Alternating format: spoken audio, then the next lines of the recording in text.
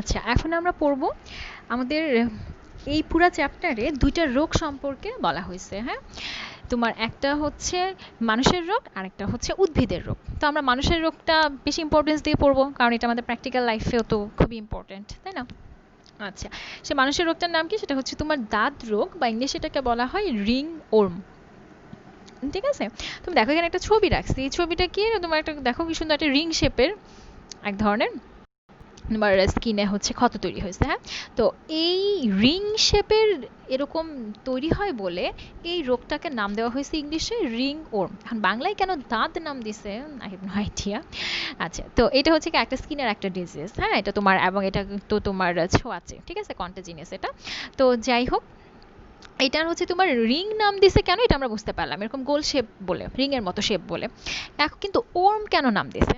Warm আমরা generally use করি কোথায়? কৃমিকে আমরা ওর্ম বলি না? ঠিক আছে, হুক ওর্ম, তারপরে হচ্ছে তোমার এরকম ফিতা কৃমি, সুতা কৃমি, ঠিক আছে, রাউন্ড ওর্ম, কত কোন ধরনের ওর্মি আছে, কিন্তু এটা কিন্তু তোমার কোনো ধরনের কৃমি বা ওর্ম দিয়ে কিন্তু হচ্ছে না, তাও এটাকে নাম দেওয়া হয়েছে রিং ওর্ম। তাহলে এটা কি দিয়ে হয়? যে কোনো রোগ সম্পর্কে জানতে হলে তোমাকে কি জানতে হবে? রোগটা কেন হয়, রোগটার লক্ষণ কি, অ্যান্ড তুমি কিভাবে হচ্ছে ট্রিটমেন্ট নিবা, কিভাবে তুমি প্রিভেনশন করবা। ঠিক আছে? তাহলে আমরা প্রথমে তাহলে জানি যে এটি রোগটার কারণটা কি। যেহেতু আমরা পড়তেছি কিসের চ্যাপ্টার, শৈবাল ছত্রাকের চ্যাপ্টার, তো তোমার বলছিলাম না ফার্স্টে যে ফাঙ্গাস হচ্ছে আমাদের খুব মানে অনেক স্কিন ডিজিজ করে। তো এখানেও এই রিং ওর্ম এটা একটা স্কিন ডিজিজ, হ্যাঁ? তো এটা স্কিন ডিজিজ বলে এই রিং ওর্মকে আবার মেডিকেলের ভাষায় তোমার ডার্মাটোমাইকোসিসও বলা হয়। ডার্মাটো কি? ডার্মাটো ওয়ার্ডটা আসছে হচ্ছে আমাদের, ডার্মাটো বলতে আমরা স্কিন রিলেটেড যে কোনো কিছুকে মেডিকেলীয় ভাষায় বলি, হ্যাঁ? ডার্মাটো যেমন বলি না স্কিনের ডাক্তার কারা, ডার্মাটোলজিস্ট, ওদের কাছে যাই আমরা। তো আর মাইকোসিস তো আসছে তোমার, এই মাইকো মানে তোমাদের ফাঙ্গাস থেকে আসছে, তো ডার্মাটোমাইকোসিস। ওকে, এটাও বলা হয়। আবার হচ্ছে তোমার, আচ্ছা, এটা তাহলে হইতেছে কি একটা ধরনের ফাঙ্গাস দিয়ে হচ্ছে, সেই ফাঙ্গাসটার নাম আমাকে জানতে হবে। ফাঙ্গাসটা অনেক ধরনের ফাঙ্গাস দিয়ে হতে পারে, বাট বেশিরভাগ ক্ষেত্রে দেখা গেছে তোমার ট্রাইকোফাইটন নামে একটা ফাঙ্গাস আছে। ট্রাইকোফাইটনটাও হচ্ছে তোমার একটা গণের নাম, ঠিক আছে, একটা জেনাসের নাম দিছে খালি। এটার মধ্যে অনেক ধরনের স্পেসিস থাকতে পারে, যেমন তোমার ট্রাইকোফাইটম রাবরাম, ট্রাইকোফাইটম ভেরিকোসাম, এরকম অনেক কিছু থাকতে পারে। ঠিক আছে? আরও হচ্ছে তোমার এই ট্রাইকোফাইটন ছাড়াও আরও কিছু ফাঙ্গাস দিয়ে হতে পারে, যেমন মাইক্রোস্পোরাম, দেন হচ্ছে তোমার এপিডার্মো ফাইটন, ঠিক আছে, এরকম আরও কিছু তোমার জেনাস আছে। যেমন মাইক্রোস্পোরামের মধ্যে মাইক্রোস্পোরাম ক্যানিস বলে একটা স্পেসিস আছে, এপিডার্মো ফাইটনের মধ্যে এপিডার্মো ফ্লোকোসাম বলে একটা স্পেসিস আছে। জাস্ট এরকম আর কি অনেক ধরনের ফাঙ্গাস দিয়েই হতে পারে। ঠিক আছে? তো এটা তাহলে একটা ফাঙ্গাস, মানে এটাকে কি কি বলা হয়, ফাঙ্গাল ডিজিজ বলতে পারো। তো এটাকে ডাক্তারি ভাষায় এটাকে আবার আরেকটা নামও আছে, তোমার এটার নাম হচ্ছে কি, এটার আরেকটা সুন্দর নাম হচ্ছে টিনিয়া। বুঝছো? টিনিয়া কেন বলে? তোমার টিনিয়াটা হচ্ছে, এটা টিনিয়া কথাটা আসছে কি তোমার এক ধরনের পরজীবী দিয়ে এটা হয়তো, সো তোমার এই পরজীবী নামটার সাথে টিনিয়া নামের একটা সম্পর্ক আছে, বুঝছো? তো এটাকে আর কি টিনিয়াও অনেক সময় বলা হয়। এবং তোমার ট্রাইকোফাইটন দিয়ে হয় বলে এটাকে তোমার টিনিয়া ট্রাইকোফাইটিনা বা টিনিয়া ট্রাইকোফাইটোসিস, এই নামগুলোতেও বলা হয় এটাকে। তো অনেক নামই আছে, তো আমরা জাস্ট দেখি বইয়ের মধ্যে কি নাম দেওয়া আছে। এই যে দেখো, কিন্তু এগুলো লাইন দাগায় রাখতে হবে আমাদের, যে দাঁত হচ্ছে ছত্রাক গঠিত রোগ, হ্যাঁ? ছত্রাক গঠিত, এটা দাগানোর কিছু নেই। যে দেখো চিকিৎসা শাস্ত্রে কি বলা হয়, টিনিয়া। আর আমি এখানে উপরের দিকে ছোট্ট করে লিখে রাখছিলাম এই যে ডার্মাটোমাইকোসিস, হ্যাঁ? এইটাও তোমরা একটু বই এক্সট্রা করে লিখে রাখো, হ্যাঁ? ডার্মাটোমাইকোসিস, হ্যাঁ? ডার্মাটো মানে স্কিন, আর মাইকোসিস মানে হচ্ছে মাইকোস বা ফাঙ্গাস দিয়ে রোগ হয়েছে এই কারণে বলে। তারপর দেখো কোনটা দিয়ে হতেছে, যে অধিকাংশ ক্ষেত্রে যে ট্রাইকোফাইটন, ট্রাইকোফাইটনের স্পেসিসগুলো মনে রাখার দরকার নেই, জাস্ট আমি জেনাসের নামটাই মনে রাখি। তোমার স্পেসিসগুলো লেখা আছে, রাবরাম, ভেরিকোসাম, এগুলো মনে রাখার দরকার নেই, জাস্ট ট্রাইকোফাইটন।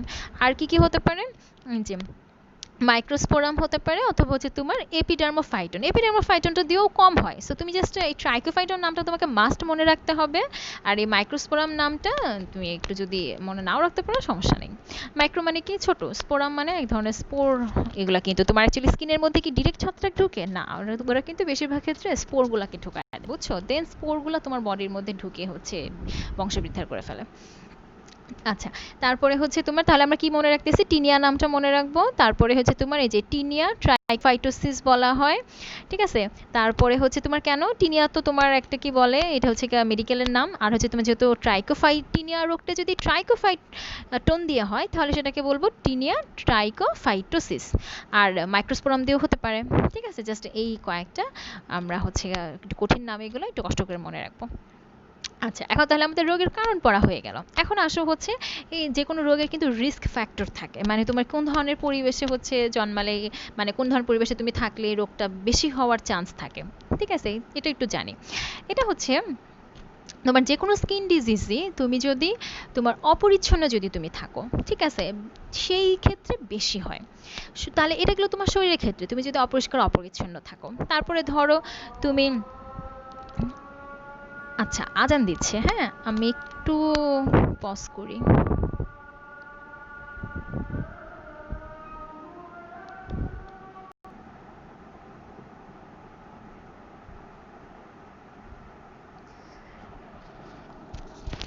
আচ্ছা, আমরা যেটা পড়াচ্ছিলাম, সংক্রমণ কি ধরনের পরিবেশে থাকলে তোমার সংক্রমণ হবে, ঠিক আছে। একটা কি, তোমার যদি শরীরটা অপরিষ্কার অপরিচ্ছন্ন যদি থাকে, হ্যাঁ।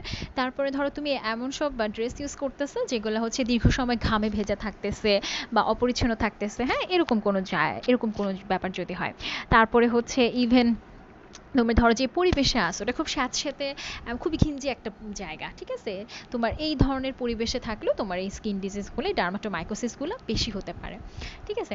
তো এখন কিভাবে তোমার বডিতে হচ্ছে এই ফাঙ্গাসটা ঢুকবে, হুম, সেটাও হতে পারে যে তুমি কোনো রোগাক্রান্ত কোনো ব্যক্তির সংস্পর্শে গেছিলা, যেহেতু এটা একটা ছোঁয়াচে রোগ, ফার্স্টেই বলছি আমি।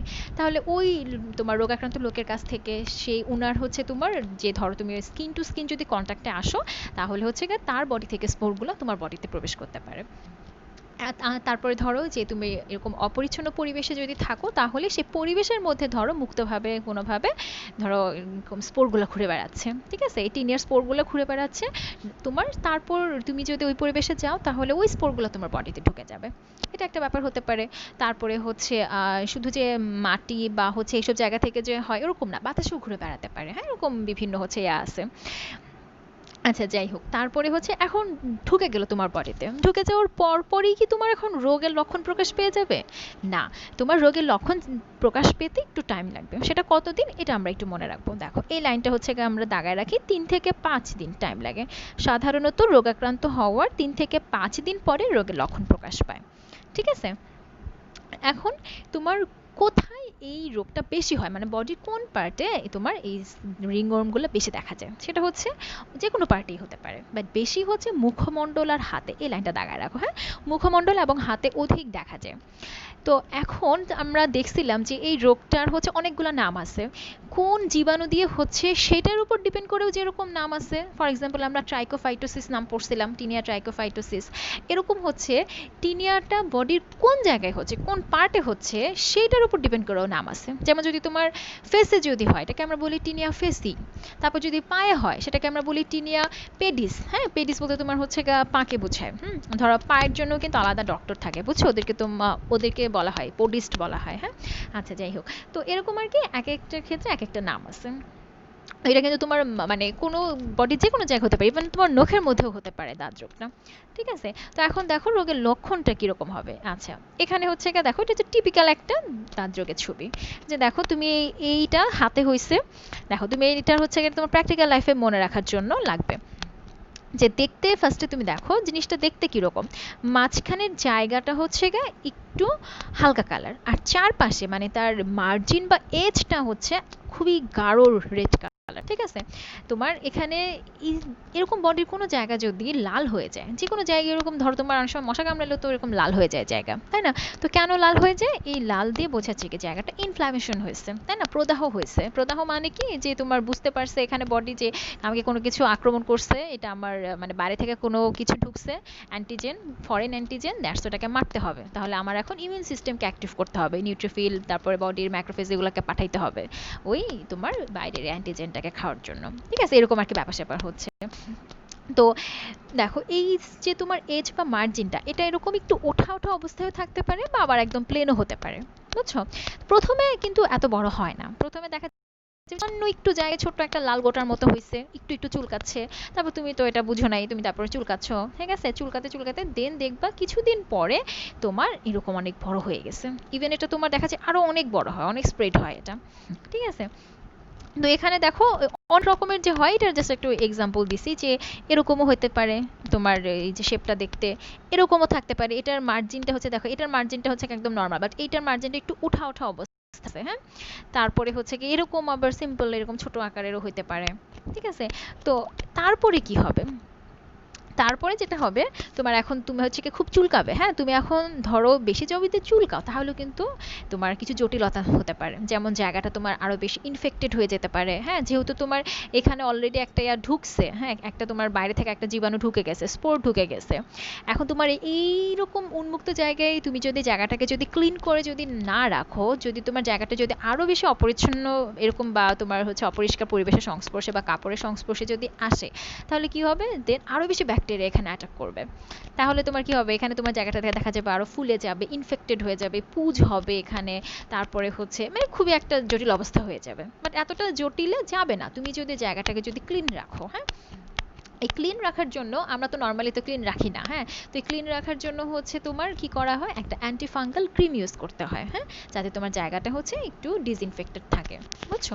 তোমার অ্যান্টি ফাঙ্গাল মানে কি, মানে ফাঙ্গাসের বিরুদ্ধে কাজ করবে এরকম একটা ক্রিম। আচ্ছা, তারপরে তাহলে দেখো এই লক্ষণগুলো তাহলে আমরা কি বুঝলাম, যে প্রথমে হচ্ছে একটা ছোট্ট একটা লাল গোটা থাকবে, হ্যাঁ?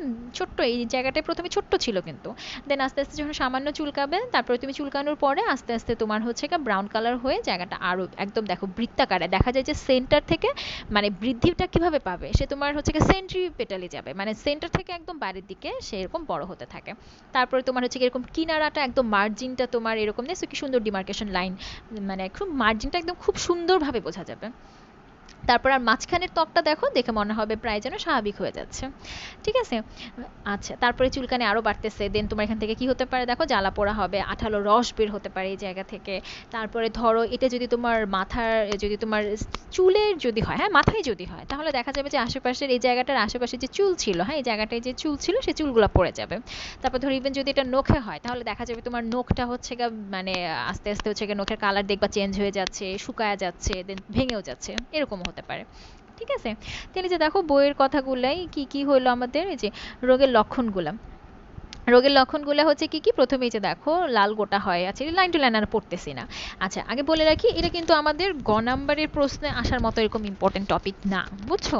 তোমার এই পুরা চ্যাপ্টার থেকে আসার মতো অনেক কিছুই আছে, তাও যদি আমি যেহেতু এখানে দুইটা রোগ সম্পর্কে বর্ণনা করা আছে, ওই উদ্ভিদের ওই এই রোগটা মানে উদ্ভিদের যেই রোগটা আছে তোমাদের বডি, সরি বইয়ের মধ্যে তোমার কি এটা কি নাম একটা লেট ব্লাইট বা আলুর বিলম্বিত ধসা রোগ, ওই রোগটার চেয়ে কিন্তু আমাদের এই মানুষের রোগটা মনে রাখাটা বেশি ইম্পর্টেন্ট প্র্যাকটিক্যাল লাইফের জন্য, এবং হচ্ছে পরীক্ষায় একটু কঠিন করতে চাইলে দিয়ে দিতে পারে, জাস্ট আসতে পারে যে লক্ষণ কি প্রতিকার কি, এরকম দিয়ে দিতে পারে। এমসিকিউতে তো আসতে তো পারি যে তোমার কোন জীবাণু বা কোন ছত্রাকে পরজীবী দ্বারা এই টিনিয়া রোগটি হচ্ছে বা রিংওয়ার্ম হচ্ছে, দাঁত রোগ হচ্ছে, ঠিক আছে এরকম। আচ্ছা, তারপরে আমরা চলে আসি হচ্ছে তোমার কিভাবে বিস্তার লাভ করে, এটাও তো হচ্ছে আমরা দেখছি, দেখো ছোঁয়াচে রোগ, হ্যাঁ? তাহলে দেখো যদি দেখো রোগী থেকে, হ্যাঁ সুস্থ মানুষের বডিতে চলে আসতে পারে। তারপর দেখো তুমি যদি রোগীর জিনিসপত্র যদি ইউজ করো, তাহলে সেটা হতে পারে। তারপরে হচ্ছে ইভেন হচ্ছে দেখো এই যে দেখো এই রোগটা যে খালি মানুষের হবে এরকম না, এরকম পোষা পশু পাখিরও হতে পারে, ঠিক আছে? তাহলে ওদের যদি হয় এবং তুমি ওদেরকে আদর করে একটা করলা, হ্যাঁ কাছাকাছি রাখলা, ওদের থেকেও তোমার বডিতে হচ্ছে ছড়া যেতে পারে, ঠিক আছে? তাহলে খুব সাবধান আর কি, যে স্পেশালি হচ্ছে তোমার মানে পোষা প্রাণীগুলা যদি তোমার কোনো কারণে যদি কোনো জায়গায় যদি ওরকম ওন্ড হয়, তাহলে ওদের ওন্ডও কিন্তু তোমার আগে সারাইতে হবে, ঠিক আছে? ওদের ওন্ড না সারায় তুমি যদি তোমার কাছে রাখো, তাহলে দেখা যাবে তুমি ইনফেক্টেড হতে পারো। আচ্ছা, তারপরে এখন চলে আসি তাহলে আমরা প্রতিকার। প্রতিকার একদম সোজা। প্রতিকার হচ্ছে কি করতে হবে, তুমি আগে নর্মালি বুঝো কি করবো আমরা। ফার্স্টে কি আক্রান্ত স্থানটা আমাকে বললাম কি পরিষ্কার রাখতে হবে আমাকে, হ্যাঁ শুকনো রাখবো, পরিষ্কার রাখবো, ভেজা রাখবো না, এবং ঘামে যেন না ভিজে, ঠিক আছে? এরকম এই জিনিসগুলো খেয়াল রাখবো। তারপর হচ্ছে তোমার ইউজ করা তোমার বিছানাপত্র কাপড় চোপড় এইগুলা হচ্ছে ভালো মতো ডিসইনফেক্টেড করতে হবে, ঠিক আছে? যাতে এটা সুস্থ মানুষ যেন ইউজ না করে এটা, ঠিক আছে?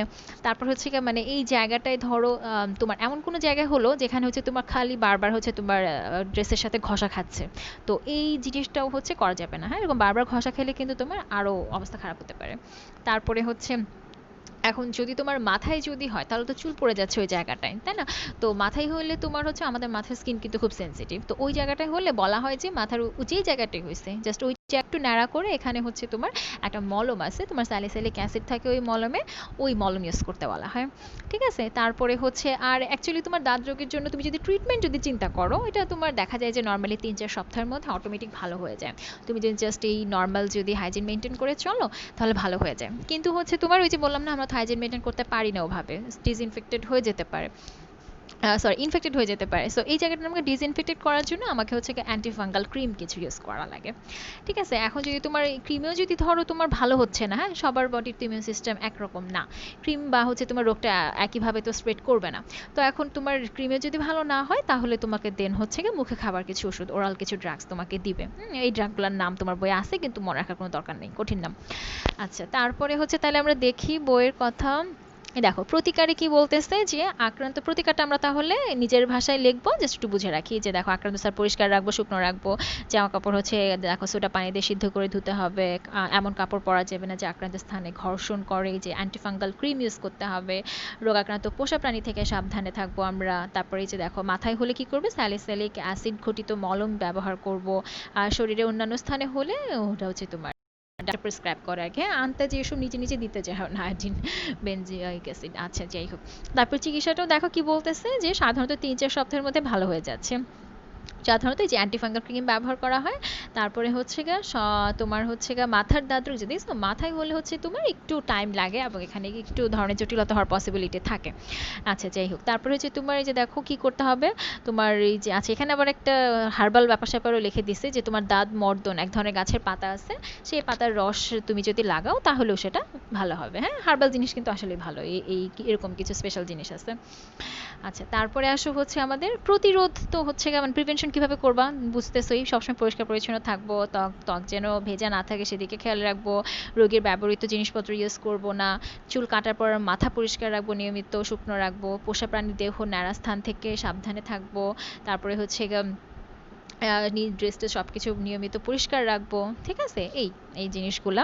তারপরে হচ্ছে জটিলতার মধ্যে কি বলতেছে আমাদের, এই যে এটা অলরেডি আমি বলে ফেলছি, দেখো দেখো ইনফেকশন হয়ে যেতে পারে, মানে ওই জায়গাটা অলরেডি তো তোমার ফাঙ্গাস ইনফেকশন করছে, আরও তোমার ব্যাকটেরিয়া দিয়ে ইনফেক্টেড হয়েও আরও বেশি জটিল হতে পারে, তোমার ফুলে যাবে, পুজ সৃষ্টি হবে, ইভেন তোমার যে কোনো হচ্ছে এই ধরনের রোগে হচ্ছে আমাদের মানে বডিতে যখন ইনফ্লামেশন হয় তখন দেখা যায় যে ইনফ্লামেশনের লেভেলটা একটু যত বেশি হবে তত তোমার বডির টেম্পারেচার আস্তে আস্তে বেড়ে যাবে, বুঝছো? তখন তোমার দেখা যাবে বাইরেতে মনে হচ্ছে জ্বর চলে আসছে এরকম, তারপরে পুজ বা রস গড়িয়ে পড়তে পারে, হ্যাঁ এমন অবস্থায় অ্যান্টিবায়োটিক ওষুধের প্রয়োজন হতে পারে। ওকে, তাহলে আমাদের দাঁত রোগ সম্পর্কে পড়া হয়ে গেল। এখন আমরা চলে আসি হচ্ছে আমাদের খুবই আনইম্পর্ট্যান্ট জিনিস, সেটা হচ্ছে এই মানে গাছের রোগ, হ্যাঁ ছত্রাক দিয়ে আলু গাছের কি রোগ হয়। তো এখানে এটা সম্পর্কে আমরা এত কিছু ডিটেলস পড়বো না, জাস্ট হচ্ছে গিয়ে এমসিকিউর জন্য কিছু জিনিসপত্র একটু দেখবো। দেখো এই রোগটার হচ্ছে তোমার রোগটার নাম কি, আলুর বিলম্বিত ধসা রোগ। অ্যাকচুয়ালি আলুর এই বিলম্বিত ধসা বা হচ্ছে গিয়ে মানে বিলম্বিত ইংলিশ কি লেট, ঠিক আছে, আর ধসা রোগ হচ্ছে তোমার ব্লাইট। তো এই ব্লাইট রোগটা দুই টাইপের হতে পারে, একটা হচ্ছে লেট ব্লাইট আর একটা হচ্ছে আর্লি ব্লাইট।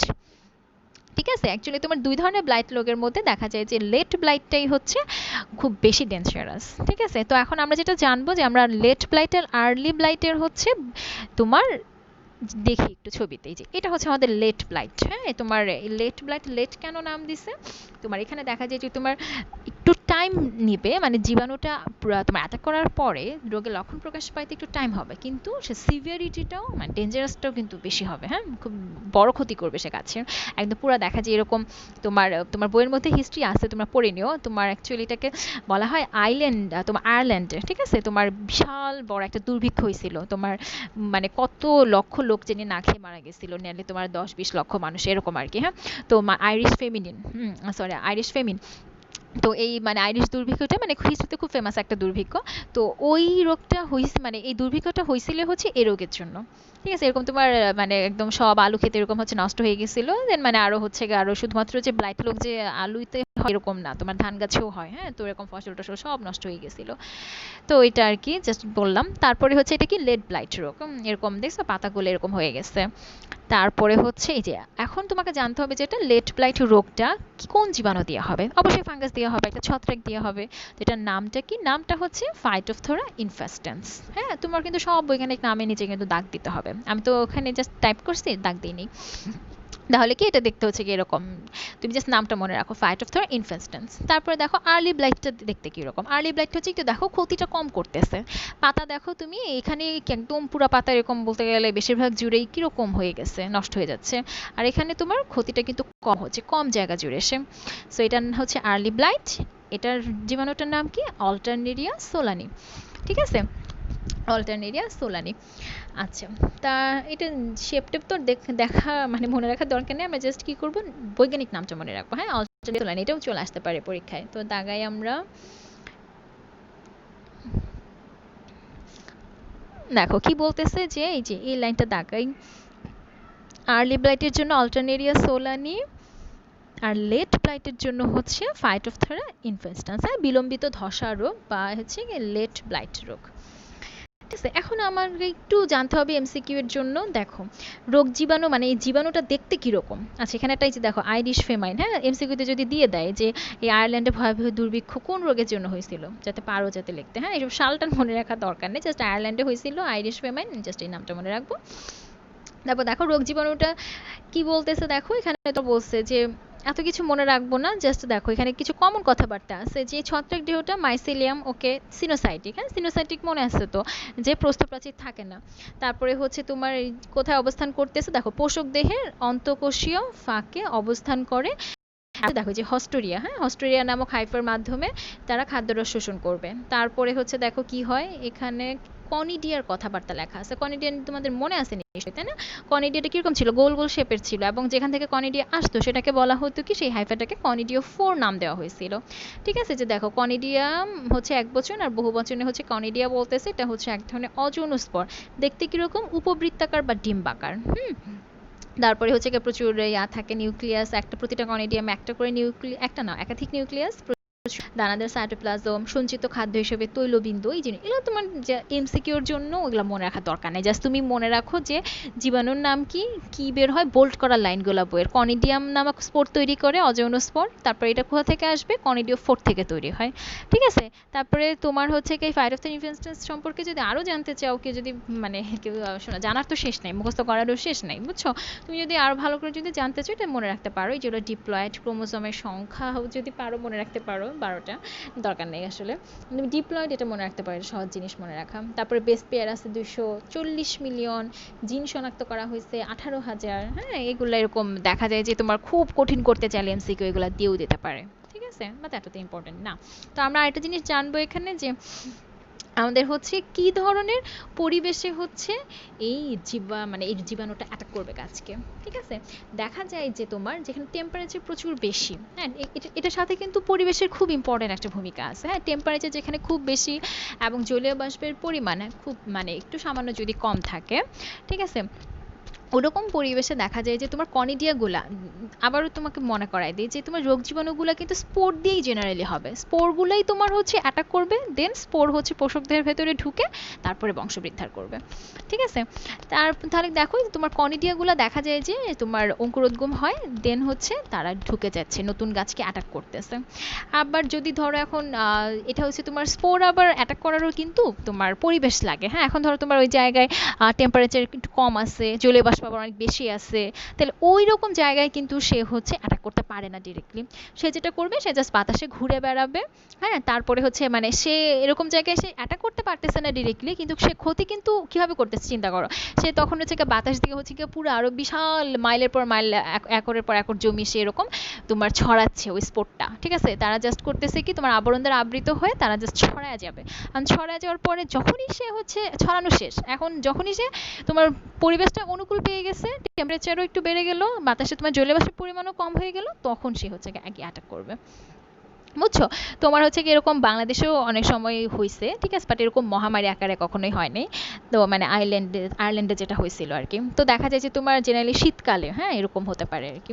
তো আমরা জাস্ট একটু সিমটমসগুলো একটু দেখবো। দেখো এখানে একটা ছবি রাখছি আমি। এটা হচ্ছে তোমার স্টেজ, তোমার মানে পাতার কালার প্রথমেই তো আর একদম নষ্ট হয়ে যাবে না। হ্যাঁ, কিভাবে কি হবে? প্রথমে দেখা যাবে যে এরকম তোমার একটু ধূসর বর্ণ, হ্যাঁ সবুজ ধূসর বলা হয়েছে তোমার বইয়ের ভাষায়, এরকম একটু একটু তোমার সবুজ ধূসর এরকম স্পট দেখা যাবে। তারপর এটা আরো বৃদ্ধি পাচ্ছে, হ্যাঁ বড় হচ্ছে, বড় হয়ে কি হবে দেখো এরকম হালকা একটু বাদামি কালার হবে। তারপরে এই কালারটা আরো গাঢ় হয়ে একদম দেখো এখানে কি কালারটা অনেক গাঢ় হয়ে গেছে না, একদম লালচে কালো বর্ণ বা কালো বাদামি যেটাকে বলা যায়, এরকম কালার হয়ে যাবে। ঠিক আছে, তারপরে দেখা যায় যে তোমার এরকম জায়গা মানে একদম স্যাঁতসেঁতে হয়ে যায়, পানি ভেজা এরকম থাকে, এরকম মনে হয় আর কি। তারপরে হচ্ছে তোমার এই পাতার এই যে দেখো যত হচ্ছে তোমার এরকম বিস্তৃত হচ্ছে তত কি নিচের দিক থেকে তারা দেখা যাবে যে কনিডিও ফোর বের করবে, কনিডিও ফোর থেকে হচ্ছে তোমার কনিডিয়াম, মানে এক গাছ থেকে আরেক গাছে সেরকম স্পোর ছড়ায় দিবে। ঠিক আছে, তোমার অ্যাকচুয়ালি মাইক্রোস্কোপের নিচে এই যে তোমার পাতাটাকে তুমি নিয়ে যদি তুমি পাতার নিচের প্রান্তে তুমি যদি কনিডিও ফোর যদি দেখো তাহলে তুমি বুঝবা যে হ্যাঁ এইটা হচ্ছে এই রোগটা হয়েছে, কনফার্ম হবে আর কি। ঠিক আছে, তারপর আর কি এত কিছু আমরা আর জানবো না যে কিভাবে কি রোগের লক্ষণ আছে তোমার বইয়ে বিশাল। ঠিক আছে, এই যে দেখো রোগ লক্ষণ সম্পর্কে অনেক কিছু বলা আছে। জাস্ট আমরা ফার্স্ট পয়েন্ট একটু মনে রাখবো যে কালারের চেঞ্জগুলো, হ্যাঁ প্রথমে সবুজ ধূসর হয়েছে, দেন হচ্ছে দেখো হালকা বাদামি, শেষ পর্যন্ত লালচে কালো বা কালো বাদামি হয়েছে। তারপর কি দেখে তুমি অ্যাকচুয়ালি আক্রমণ নিশ্চিত করছো? যে অনুবীক্ষণ যন্ত্রে কনিডিও ফোর দেখে। ঠিক আছে, যে কনিডিও ফোর দেখে। আচ্ছা, তারপরে আমরা এখন জানবো হচ্ছে প্রতিকারের কিছু পয়েন্ট। এই যে দেখো এমসিকিউতে এটা একটু প্রচুর আসে, এটা আমরা মনে রাখবো যে বৌদ্ধ মিশ্রণ, হ্যাঁ 1% বৌদ্ধ মিক্সচার, বোরডাক্স মিক্সচার কি কি দিয়ে তৈরি হচ্ছে? কপার সালফেট, লাইম, পানি। তো এটা হচ্ছে তোমার এক ধরনের তোমার জীবাণুনাশক, বা অ্যাকচুয়ালি ইংলিশে বলা হয় ফাঞ্জিসাইড, হ্যাঁ পেস্টিসাইড যেরকম এরকম ফাঞ্জিসাইড ফাঙ্গাসকে মারার জন্য। তো এই তোমার একটা খুব ইম্পর্ট্যান্ট একটা ফাঞ্জিসাইডের নাম হচ্ছে আমাদের বৌদ্ধ মিক্সচার বা বৌদ্ধ মিশ্রণ। এটা কি দিয়ে তৈরি হচ্ছে? আমরা এই এলিমেন্টসগুলো মনে রাখবো, কপার সালফেট, লাইম, পানি। হ্যাঁ, এগুলো দিয়ে তুমি হচ্ছে রোগের বিস্তার রোধ করতে পারো। হ্যাঁ, এই যে তোমার জাস্ট এগুলো একটু পড়ে নিতে পারো, হ্যাঁ এতটা ইম্পর্টেন্ট কিছুই না। এই যে লাস্ট লাইনের মধ্যে ওই যে এই লাইনটা আর কি ইম্পর্টেন্ট, ডাইথেন M45, এটাও এক ধরনের ফাঞ্জিসাইডের নাম, অথবা তুমি বৌদ্ধ মিক্সচারও ইউজ করতে পারো। হ্যাঁ, তারপরে ধরো তুমি কমন যদি কিছু কথা যদি আমি বলি যে দেখো যেই জায়গাটায় তোমার হচ্ছে এই জীবাণুটা অ্যাটাক করবে সেখানে তুমি কি করবা? ওই যেই গাছগুলোতে অ্যাটাক করছে, হ্যাঁ সেই গাছগুলোকে কি ভালো গাছের সাথে রাখবা? না, ওই গাছগুলা তোমার হচ্ছে বলা হয় যে উঠাবা তো উঠাবা, একদম তুমি পুড়ায় ফেলবা গাছগুলাকে। ঠিক আছে, তারপরে হচ্ছে যেন ভালোগুলাতে যেন কোনোভাবেই যেন অ্যাটাক করতে না পারে। স্পোর্ট তো তোমার হচ্ছে অ্যাকচুয়ালি এগুলা মানে বৃদ্ধি রোধ করা খুবই টাফ, হ্যাঁ কারণ স্পোর্ট তো বাতাসের মাধ্যমে ছড়ায় যায়, ইয়া হয়। ঠিক আছে, তোমার বলা হচ্ছে যে তার প্রিভেনশন হিসেবে তুমি কি করতে পারো? প্রথমে এই বীজ যখন তুমি রোপণ করবা সেগুলো যেন একদম সুস্থ সবল বীজ হয়, হ্যাঁ জীবাণুমুক্ত যেন হয়। তোমার বীজগুলাকে তোমার রক্ষা করার জন্য তো অনেক ব্যবস্থা আছে, যেমন কোল্ড স্টোরেজে রাখা হয়, তারপর টেম্পারেচার ওরকম মানে খুবই ফিক্সড করে রাখা হয়, অনেক ব্যাপার স্যাপার আছে। তো জাস্ট এগুলো একবার করে একটু রিডিং দিতে পারো। এই পয়েন্টগুলো একটু রিডিং দিতে পারো, ঠিক আছে? জাস্ট একটু দেখে নিও, হ্যাঁ। তো এইখানে হচ্ছে তাহলে আমাদের শেষ, আর তো কিছু নাই। আচ্ছা, বইয়ে কিছু আছে, এখানে কিছু ছবি আছে। এটা হচ্ছে তোমার একটা ডাইথেনিয়াম 45 এমনি আর কি ছবি নামাইছিলাম, এটা ধরনের ফাঞ্জিসাইড আর কি দেখো। তারপরে হচ্ছে এই যে এটা হচ্ছে একটা বৌদ্ধ মিক্সচারের ছবি এরকম। তারপরে ওকে, আর কিছু নাই। ঠিক আছে, তাহলে আমাদের শৈবাল ছত্রাক চ্যাপ্টারটা শেষ। হ্যাঁ, আমরা নেক্সট ক্লাসে আমরা চেষ্টা করব ইনশাল্লাহ আমরা বা জুলজির অধ্যায় 6 তোমার মেবি বৃক্ক আছে, হ্যাঁ তো আমরা ওই চ্যাপ্টারটা স্টার্ট করার চেষ্টা করব। ঠিক আছে, ওকে, আল্লাহ হাফেজ।